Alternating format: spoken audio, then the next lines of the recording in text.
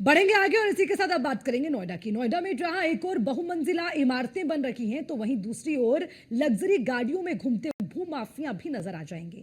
और इनकी पैनी निगाह जमीनों पर इस कदर रहती है कि थोड़ी सी चूक हुई नहीं और आपकी जमीन आपकी रही नहीं। और इनकी सेटिंग इतनी तगड़ी है कि फिर आप चाहे असली कागज लेकर घूमते रहें, लेकिन ये नकली कागजों के सहारे ही जमीन का सारा खेल कर देंगे।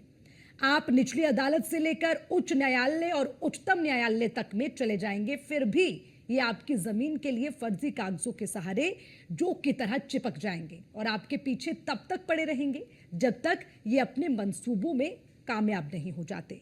और इसका ज्वलंत उदाहरण नोएडा के नलगड़ा गांव में देखने को मिला, जहां के किसान 75 साल से जमीन पर खेती कर रहे हैं, लेकिन भूमाफिया है जो पीछा ही नहीं छोड़ रहे। पूरा मामला इस रिपोर्ट में देखिए।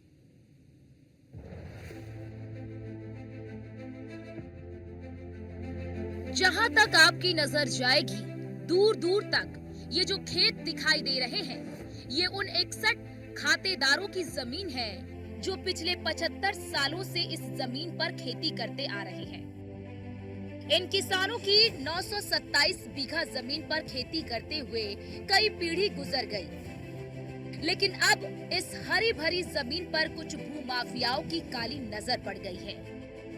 भूमाफियाओं ने हरी भरी जमीन पर डोरे डाले तो किसानों की जमीन खिसकने लगी, क्योंकि भूमाफियाओं ने जमीन को हड़पने का एक ऐसा जाल बुना जिससे किसानों की नाक में दम हो गया।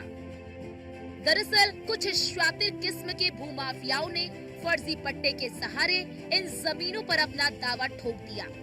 हम मौजूद हैं गांव नलगड़ा में। जिस तरीके से लंबे समय से जमीन का विवाद चल रहा है नलगड़ा गांव में, जिसमें एक तरफ जिला प्रशासन कह रहा है कि ग्राम सभा की जमीन है। पहले मैं कुछ तस्वीरें दिखा दूं, कैमरा पर्सन से कहूंगा कि दूर दूर तक की वो तस्वीरें दिखाएं कि ये जो आप जमीन देख रहे हैं, आप तक दूर तक जो बिल्डिंग बनी हुई है उसके पास की जो जमीन है, ये जमीन लगभग 900 से अधिक बीघे जमीन है। आप देखिए, जिसमें खेती यहाँ के किसान नलगड़ा गांव के कर रहे हैं। लंबे समय से इसकी खेती यहाँ पर जो किसान हैं वो कर रहे हैं, और कुछ लोग जो हैं वो कहीं ना कहीं इस जमीन को कब्जा करने के करने के लिए एक नियंत्रण जो है साजिश रच रहे हैं। हालांकि ये पूरा मामला अब जो है कोर्ट में चल रहा है, लेकिन यहाँ के जो किसान हैं वो कहीं ना कहीं खेती करने का काम कर रहे हैं। क्या सत्यता है, क्या सच्चाई है, इसकी हकीकत जानने के लिए खुद हम नलगड़ा गांव के अंदर पहुंचे हैं। हमारे साथ वो किसान हैं जिनकी जमीन है।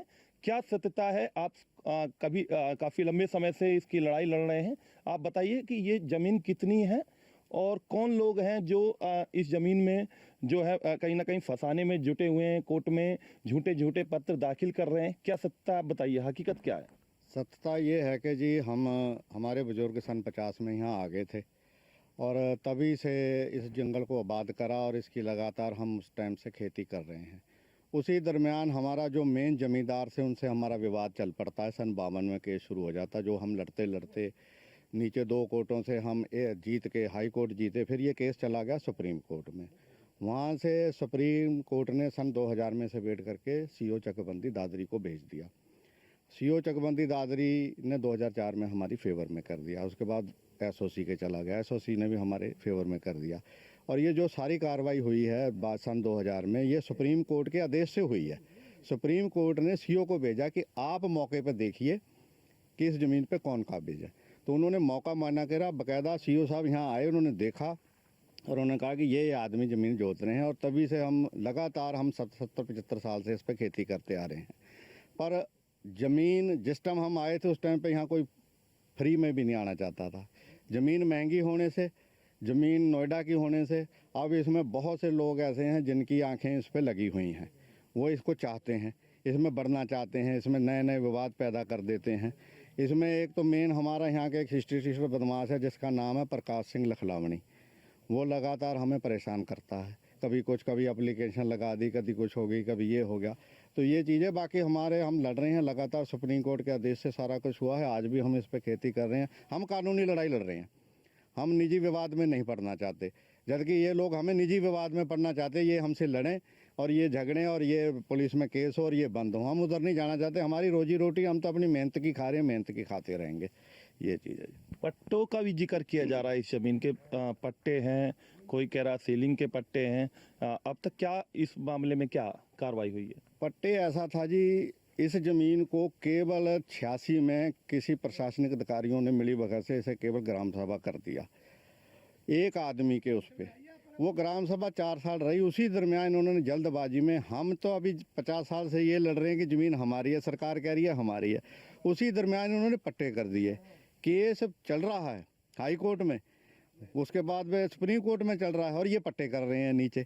तो ये एक बहुत बड़ी चूक थी जो कि केवल 4 साल रहा। 90 में उसमें अपने एसओसी साहब ने उसमें वापस कर दिया कि नहीं ये ग्राम सभा नहीं है, तो वो फिर ग्राम सभा उसमें खारिज होगी। ग्राम सभा ये कभी रही नहीं है। मेन जो ज़मीन है इसमें झगड़ा केवल मूल काश्तकारों का और कब्जेदारों को जो सन 50 से बैठे थे, ये 2 आदमी झगड़ रहे थे इसमें, और किसी की ज़मीन थी। और ये ज़मीन शंकरमणि भूमिदर थी, उनके जमींदारों की ज़मीन थी, जो इस पर जमींदार थे उनकी ज़मीन थी। ये ग्राम सभा कभी रही नहीं। उन जमींदारों पे आके हमने घास बाना, जैसे हम यहाँ पे कब्जा हुए तो जमींदारा एक्ट